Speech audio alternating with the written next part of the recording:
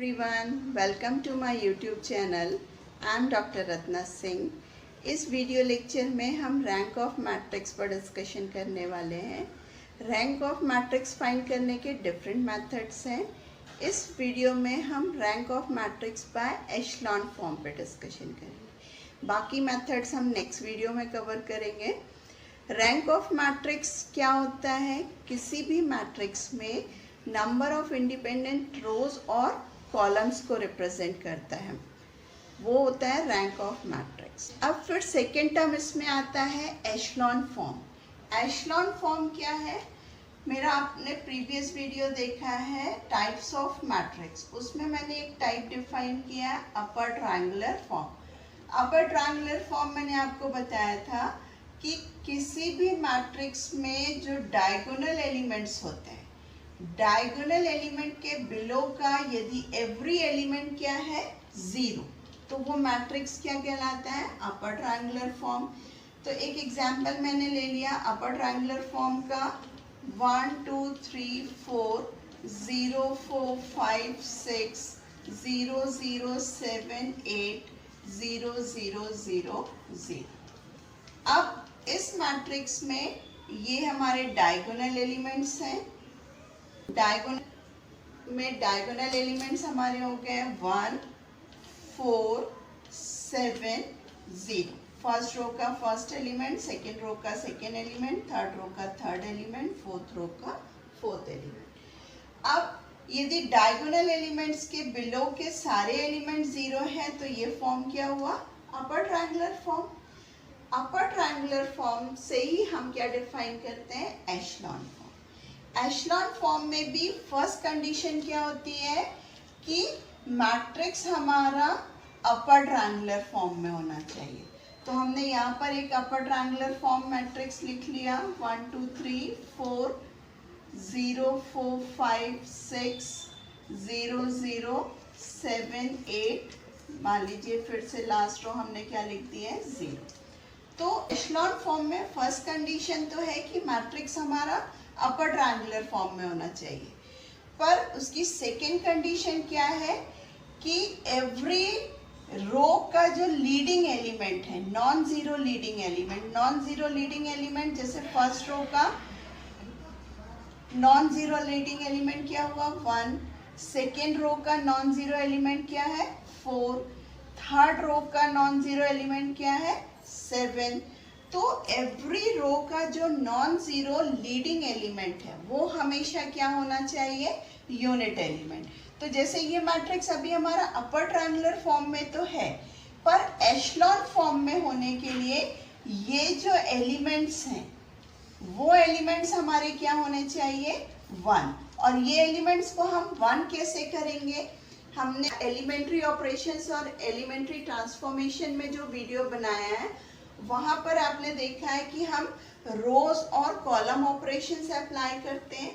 उन रोज और columns operations को अप्लाई करके हमको इन एलिमेंट्स को यूनिट एलिमेंट में कन्वर्ट करना है।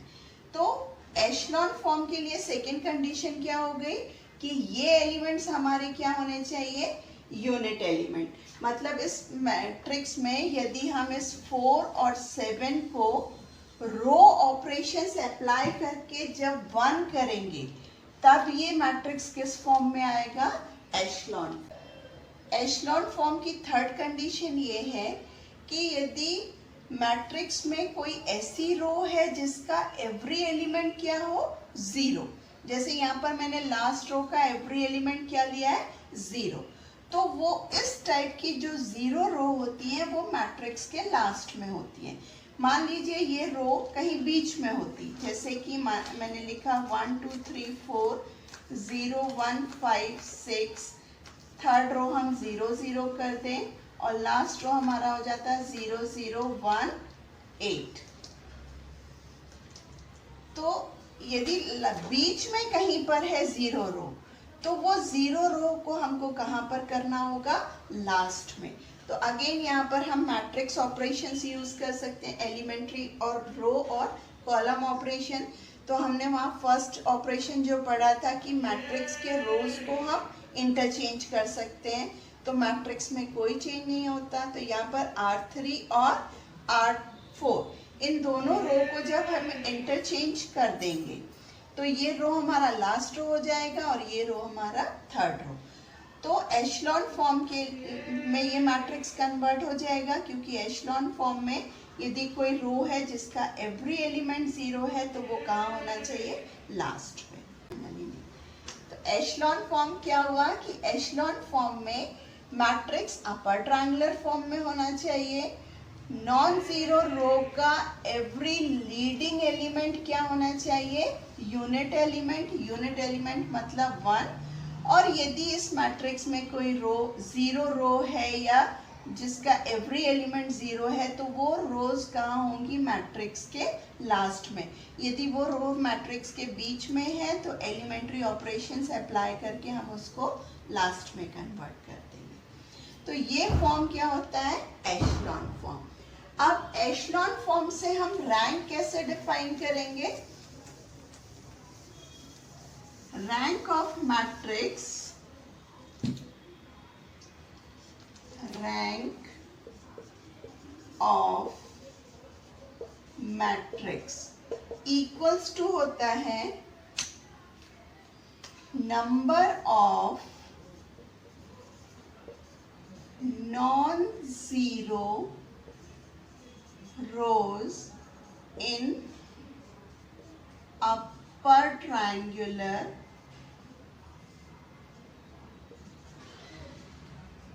matrix.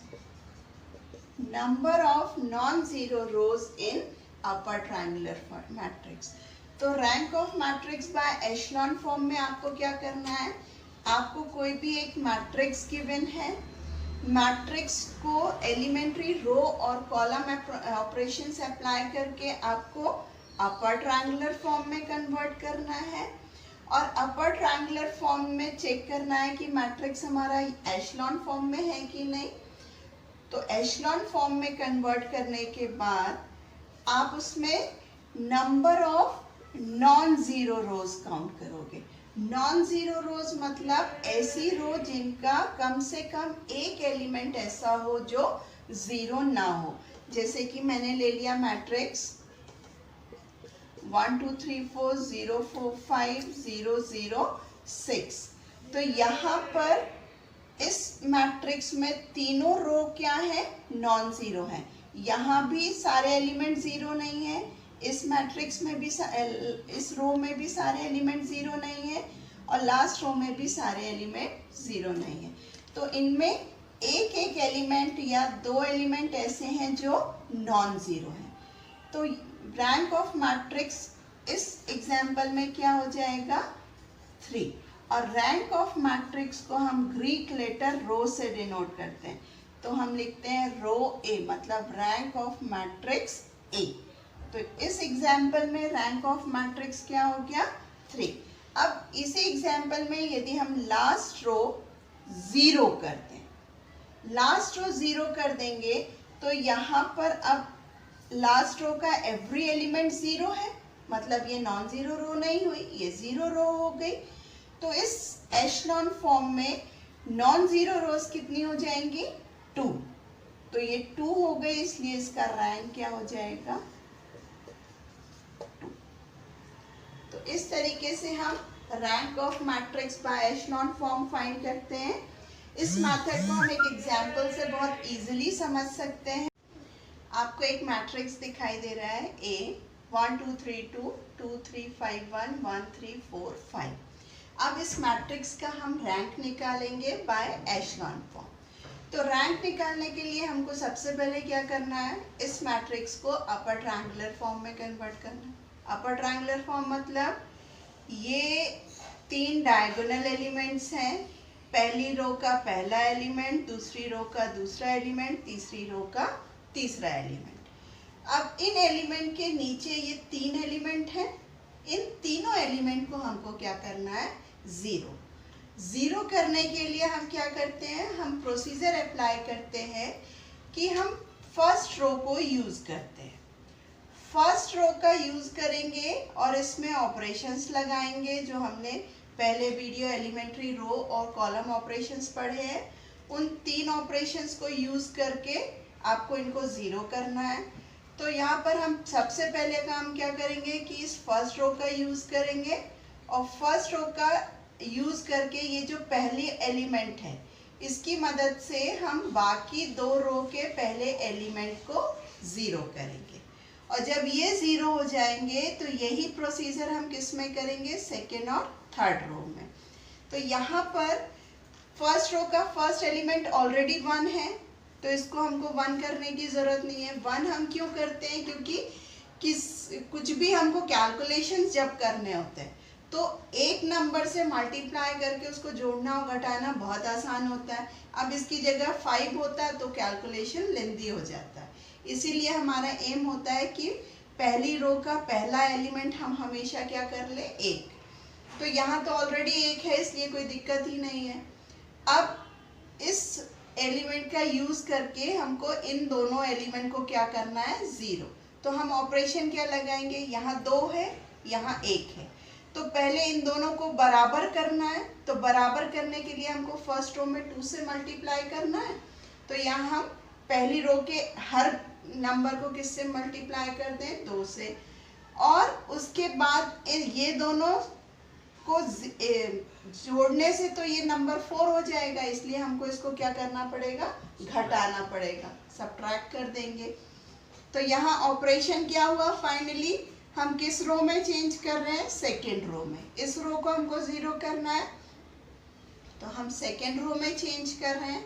सेकेंड रो में हम क्या चेंज कर रहे हैं, पहले तो हम सेकेंड रो वैसे ही लिख रहे हैं, अब इसमें पहली रो में 2 से गुणा कर रहे हैं तो ट्वाइस r1 और फिर इन दोनों रो को हम क्या कर रहे हैं, सब्ट्रैक्ट कर रहे हैं।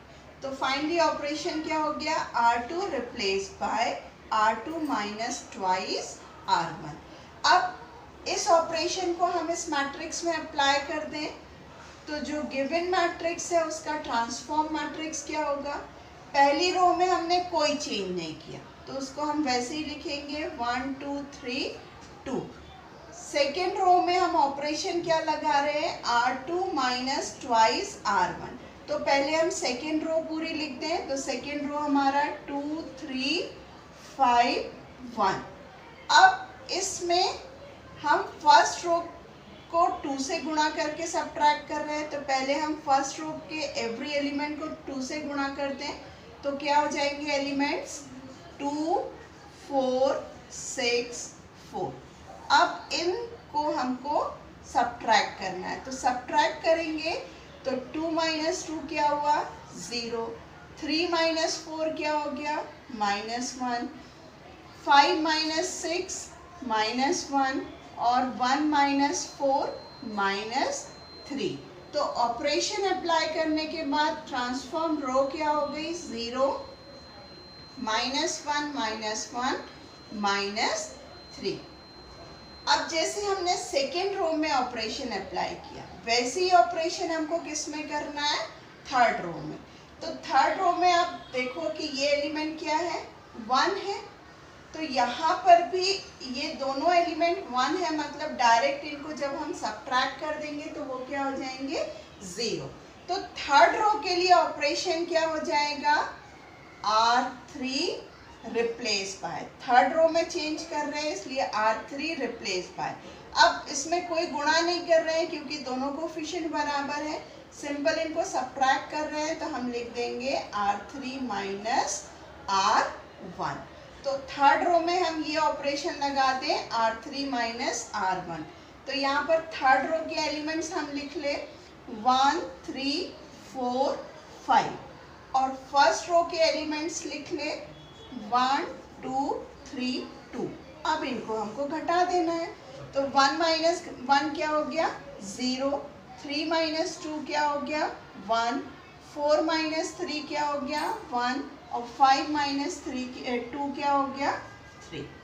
तो लास्ट रो हमारा इस ऑपरेशन अप्लाई करने के बाद हो गया 0 1 1 3। तो हमने यहाँ पर जो ऑपरेशंस अप्लाई किए क्योंकि हमारा एम क्या था, ये दोनों एलिमेंट को 0 करना, तो 0 कर लिया हमने ये 2 ऑपरेशंस अप्लाई करके। अब जैसे हमने फर्स्ट रो का यूज किया था और बाकी जितनी भी रो थी मैट्रिक्स में उनके हमने फर्स्ट एलिमेंट को जीरो किया, अब यही प्रोसीजर हमको सेकेंड एलिमेंट्स को जीरो करने के लिए करना। पर अब हमको ये ध्यान रखने वाली बात है कि अब हम फर्स्ट रो यूज नहीं करेंगे। क्यों नहीं करेंगे? क्योंकि यदि हमने फर्स्ट रो यूज कर ली तो हमारे ये एलिमेंट्स जो जीरो हो चुके हैं वो डिस्टर्ब हो जाएंगे।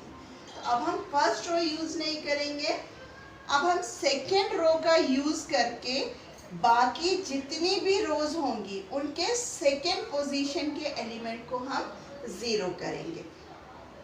तो इस क्वेश्चन में हम देख पा रहे हैं कि यहाँ पर जो सेकेंड रो है और थर्ड रो है उनके एलिमेंट्स दोनों के क्या है? सेम है। यहाँ पर 0 -1 -1 -3 है और यहाँ 0 1 1 3 है। सिर्फ इनके साइन क्या है? चेंज है, पर नंबर्स दोनों रो में क्या है? सेम। तो यदि हम इनमें ऑपरेशन अप्लाई करें तो सिंपल, आप इन दोनों रो को जोड़ दोगे तो लास्ट रो हमारी जीरो हो जाएगी। तो यहाँ पर ऑपरेशन क्या हो जाएगा? R3 replace by R3 plus R2। तो इन दोनों रो को आप जोड़ो तो जोड़ने पर ये एलिमेंट्स क्या हो गए? जीरो। ये ऑपरेशन अप्लाई करेंगे तो इस मैट्रिक्स का ट्रांसफॉर्म मैट्रिक्स क्या हुआ? अब इस मैट्रिक्स में हम फर्स्ट और सेकंड रो में कोई ऑपरेशन अप्लाई नहीं कर रहे, इसलिए उसमें कोई चेंज नहीं होगा। तो उसको आप एज इट इज लिख दो, 1 2 3 2 0 -1 -1 -3। लास्ट रो में ये ऑपरेशन अप्लाई करेंगे तो 0 + 0 0, 1 - 1 0, 1 - 1 0, 3 - 3 0। ये कैलकुलेशन आप चाहो तो अलग से लिख के कर सकते हो, या आपको लगता है कि आप डायरेक्ट कर सकते हो तो आप डायरेक्ट कर लो, कोई प्रॉब्लम नहीं है। तो यहाँ ये मैट्रिक्स में हमने जब ऑपरेशन अप्लाई किया तो लास्ट रो क्या हो गया? 0। अब मैट्रिक्स हमारा अपर ट्रायंगुलर फॉर्म में तो कन्वर्ट हो गया, पर ये एशलॉन फॉर्म में नहीं है। एशलॉन फॉर्म में होने के लिए ये एलिमेंट हमारा क्या होना चाहिए? 1। तो इस एलिमेंट को 1 में कन्वर्ट करना है तो हम चाहे तो इस पूरी रो में -1 से मल्टीप्लाई कर दें, या इस कॉलम में हम -1 से मल्टीप्लाई कर दें, हम कुछ भी कर सकते हैं।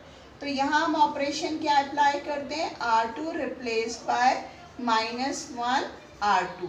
इस सेकेंड रो के एवरी एलिमेंट को हम किससे मल्टीप्लाई कर रहे हैं? -1 से। तो -1 से मल्टीप्लाई करने पर ट्रांसफॉर्म मैट्रिक्स क्या हो जाएगा? फर्स्ट रो में कोई चेंज नहीं किया तो उसको वैसे ही लिख दिया।